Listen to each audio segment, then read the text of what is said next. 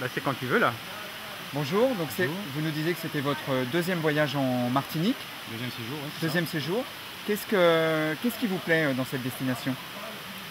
Bon, c'était déjà la priorité, retrouver la famille, mais sinon j'aime bien tout ce qui est randonnée, nature et tout ça, donc la trace des Caps, la ville de Saint-Pierre aussi qui a subi le volcan, la réaction volcanique, donc tout ça c'est beau et donc c'est les sentiers de randonnée, voilà, la découverte de la nature. Et vous, mademoiselle, qu'est-ce qui vous plaît dans ce voyage?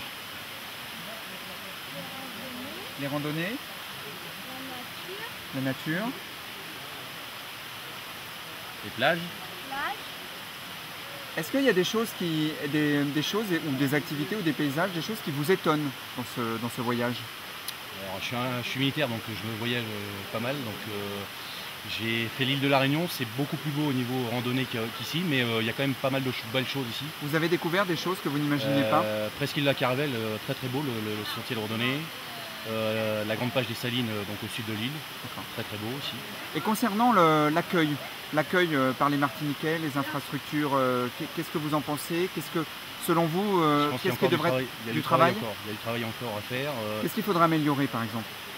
Déjà que les Martiniquais, je suis un peu surpris par les Martiniquais qui ne respectent pas trop leur île. Et il y a pas mal de déchets qui laissent. Là hier j'étais à la plage à la Pointe du Bout, tous les jeunes ils ont laissé leurs déchets, donc ça je suis un peu surpris parce que bon, il y a des beaux coins et il faut respecter leur île et surtout c'est touristique. Est-ce que vous avez l'impression d'être bien accueilli?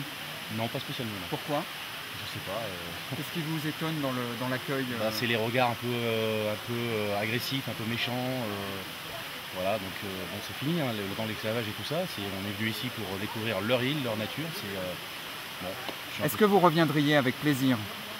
Là, je profite de la famille. Je pense pas à partir de l'année prochaine. Non, je pense pas. Est-ce que vous recommanderiez à des amis ou à de la famille la destination touristique? Est-ce que vous leur diriez la Martinique c'est super, venez? Je pense que l'île de la Réunion c'est mieux.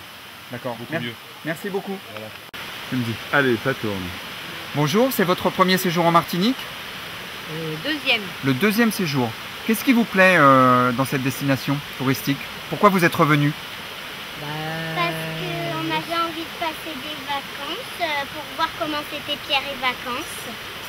D'accord, donc vous êtes en club. Oui. Et qu'est-ce qui vous plaît dans l'île?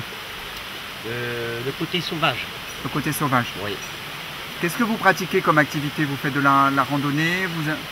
Catamaran, scooter des mers. D'accord, donc Voilà. vous venez ici pour faire des activités sportives. Oui. Ouais, voilà.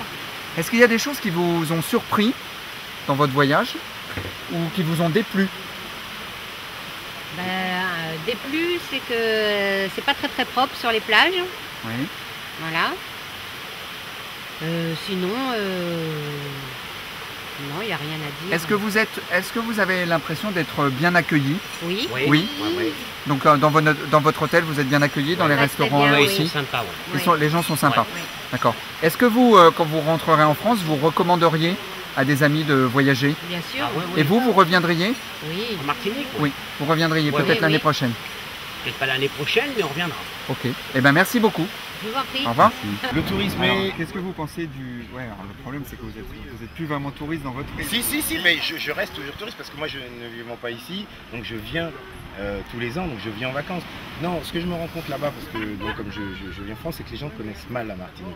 Ils viennent avec des clichés, des trucs très réducteurs, Rome, Accra, Boudin, et en fait il y a des paysages, et puis surtout les gens. Moi j'insiste beaucoup là-dessus, on a une population qui a une très mauvaise image, je ne sais pas pourquoi, et les gens sont accueillants, je ne sais pas, vous allez frapper à n'importe quel port, les gens vont vous rendre service, vont vous dire où se trouvent les beaux endroits. Donc il faut avoir, quand on vient en Martinique, ok très bien, la mer, le soleil, les plages, mais il faut aussi se tourner vers le Martiniquais. Et est-ce que vous pensez que le Martiniquais est tourné et spontanément accueillant avec le touriste? Pour moi, le Martiniquais est accueillant spontanément. Le seul truc, c'est qu'il faut avoir une démarche. C'est vrai que nous, on est très sur l'éducation. Bonjour, comment ça va? Prendre un petit peu. Il y a une petite. Il y a un protocole de départ. Oui, il y a un petit protocole. C'est le minimum Voilà. entre les Même gens, pour moi normalement, voilà, il y a un petit Un protocole. minimum, ouais. Et après, les gens, mais ils vous ouvrent leur maison. leur cœur, il va vous donner son lit, le Martiniquais vraiment. Et puis surtout, c'est qu'il est très fier de son pays, il aime son pays. Donc si vous êtes demandeur et poseur de questions, eh bien les gens vont vous dire ah là il y a un petit chemin, c'est magnifique, vous allez voir, il y a une petite vue, il va vous faire découvrir ses fruits, ce qu'il mange, etc. Est-ce que vous pensez, parce que là on a l'impression que vous nous parlez du Martiniquais de l'intérieur, ouais. Mais est-ce que le Martiniquais professionnel du tourisme entre guillemets, vous avez l'impression qu'il réagit pareil? Est-ce que le Martiniquais dans un hôtel ou dans un restaurant est spontanément accueillant? Non, dans les grosses structures, pour moi l'avenir de la Martinique, ce ne sont pas les grosses structures, c'est la proximité, c'est le gîte, c'est la maison d'hôte, ce sont des choses comme ça, pour moi, hein, modestement. C'est là, je crois que le succès va se faire par là, parce que dans les grosses structures, il y a un rapport comme ça où le Martiniquais n'est pas forcément dans son cadre, donc il ne se sent pas forcément à l'aise avec fait peut-être comme ça, ça rappelle peut-être des choses, un noir qui va porter des valises, donc dans son inconscient, il y a un côté un petit peu négatif de se voir, mais tout ça est en train d'avancer, mais moi vraiment je crois au tourisme d'aller chez l'habitant, les petites structures, pas aller chercher les grands hôtels, mais peut-être les petits hôtels, les petits gîtes, les choses comme ça. Est-ce qu'il y aurait, alors là c'est le tableau PIB, la médaille, la partie de la médaille qui brille, etc. Est-ce qu'il y a des choses qui vous étonnent encore ou qui vous choquent et qui vous semblent ne pas aller sur la circulation, il faut faire quelque chose pour la circulation. Voilà, il y a encore trop de voitures, il faut vraiment mettre des programmes en place pour que on arrête dans cette course en avant comme ça il faut régler le problème du transport. Je crois que ça c'est, mais pour le Martiniquais aussi bien pour le tourisme. Il faut essayer de régler ça parce que c'est un petit peu décourageant. Vous arrivez de France où il y a déjà pas mal d'embouteillages, tout ça, puis boum, vous pouvez arriver parfois et vous vous retrouvez dans un embouteillage alors que vous vouliez simplement aller à la plage. Hein, bon, c'est quand même pas les retours de Deauville le week-end. Hein, où là, ce serait quoi votre message clé, le message clé que vous voudriez délivrer par exemple aux Martiniquais en matière de tourisme? Vous auriez envie de leur dire quoi? Soyez curieux de l'autre qui arrive, ne soyez pas méfiants. Voilà, ouvrez-vous, soyez vous-même parce qu'il y a des gens qui font 8000 km pour venir alors qu'ils pourraient aller en Espagne, au Maroc, à côté, bien ils viennent ici. Donc s'ils ont fait cette démarche, et ben vous essayez de l'entendre que le gars il a fait 8000 km et puis montrez-lui ce qu'on a de plus beau. Voilà. C'est le cœur.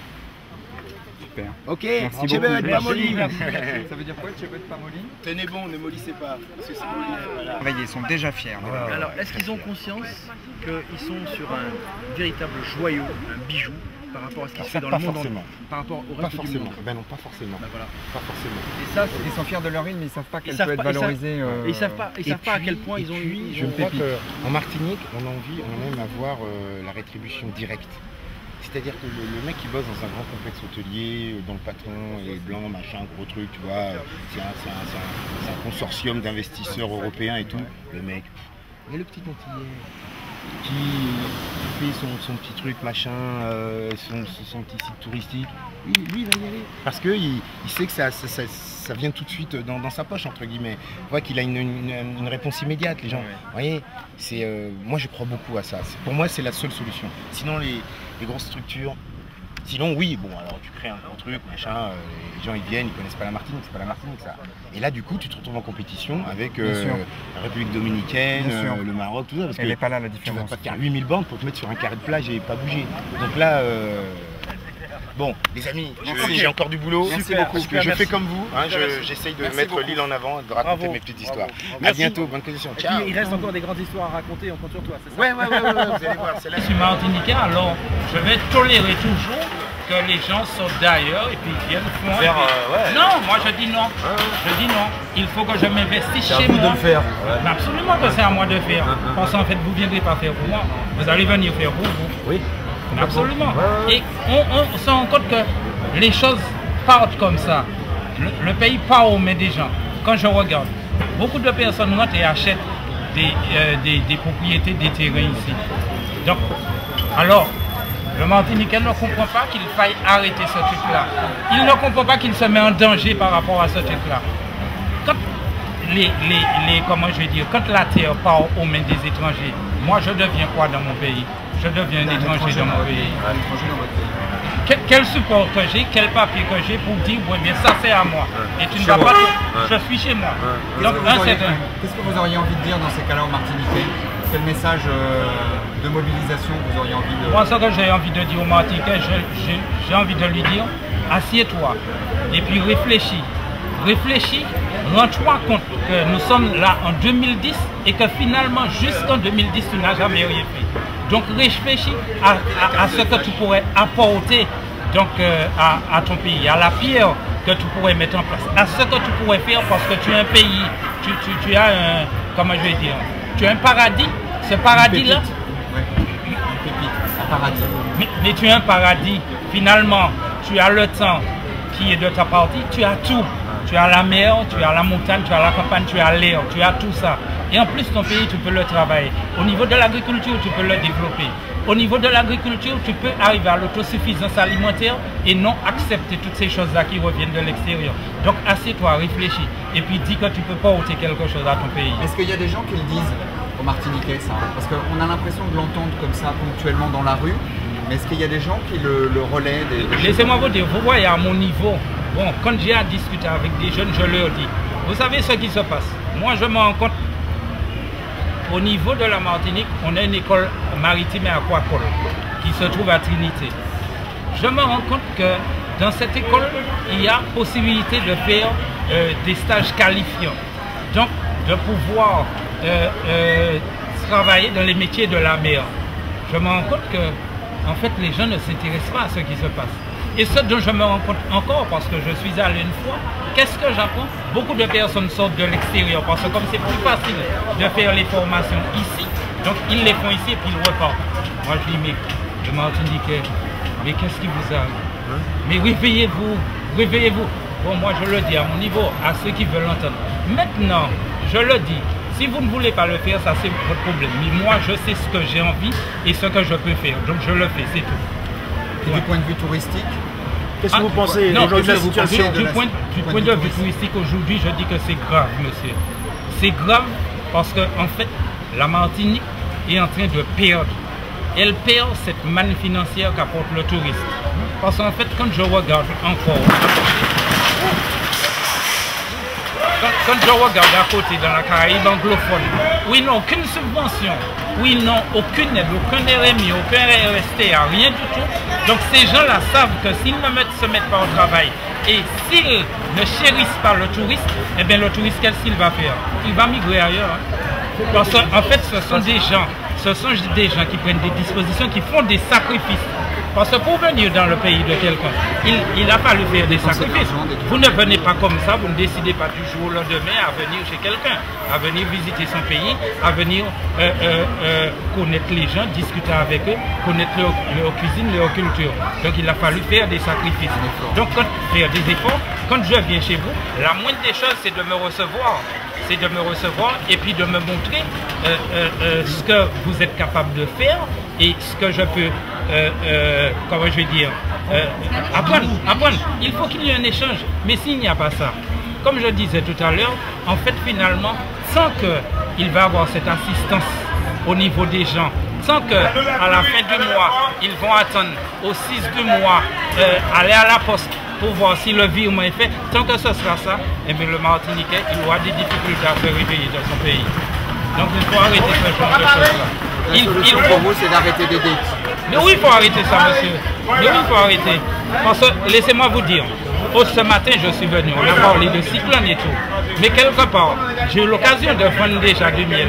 Mais si je m'étais mis dans la tête, ah, c'est le cyclone, je ne vais pas venir sur le marché.